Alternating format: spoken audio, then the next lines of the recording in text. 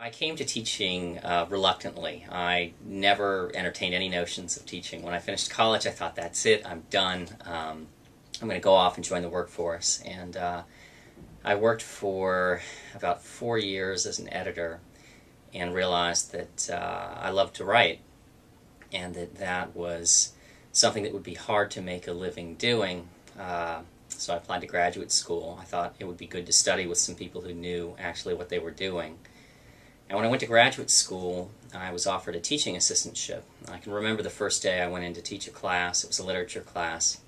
And I thought, my God, I know nothing about literature. Who am I to walk in and teach these undergraduates? And I went in. I was terribly nervous. I was nervous, in fact, the entire first year that I taught. I always felt that I didn't know enough, which was probably true, but as it turned out, I did know more than my students, so I could teach them something at least. And I was very surprised by how much I liked the students. We were close in age, but more than that, I liked their energy and enthusiasm. I felt the same way. And I also was able to compare some of the classes I was taking with the class I was teaching, and what I realized was that some of my professors were dialing it in. They weren't necessarily very concerned with their students' progress, and that was hard to experience as a student.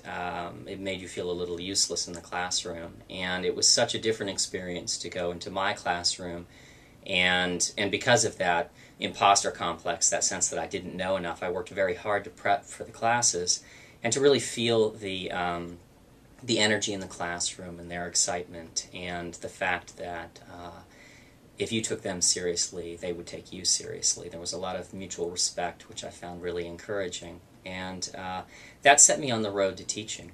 I went through another graduate degree and taught more there, and I guess after about 4 years of teaching as a graduate assistant, I realized that it was a very worthwhile way to learn more about writing, to work with a lot of young writers and enjoy and benefit from their excitement and their experiences and share what I had learned as well.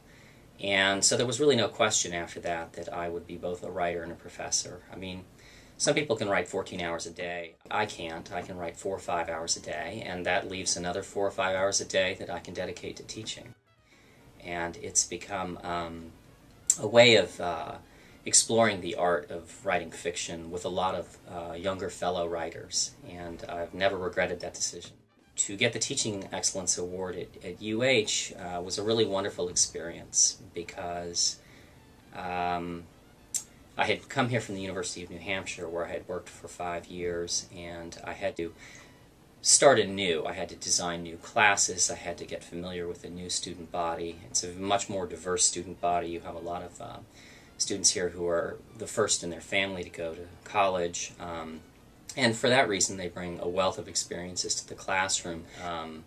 It's been a lot of work, but I've become very close with my students. I love seeing them graduate. That's particularly wonderful. You see their families there and how happy they are, and you hope that they go into a good job market, though I'm not sure what fiction writing does for them in that respect. But to have the university recognize the hours that I dedicated to the teaching, and to take seriously the comments from my students and their evaluations and recommendations, was a very good experience, because for me it showed that the university does take its students quite seriously. These awards emphasize the core mission of, I think, the university, which is to prepare the next generation to go out and lead. And I felt very grateful to be a part of that process and to be recognized for that.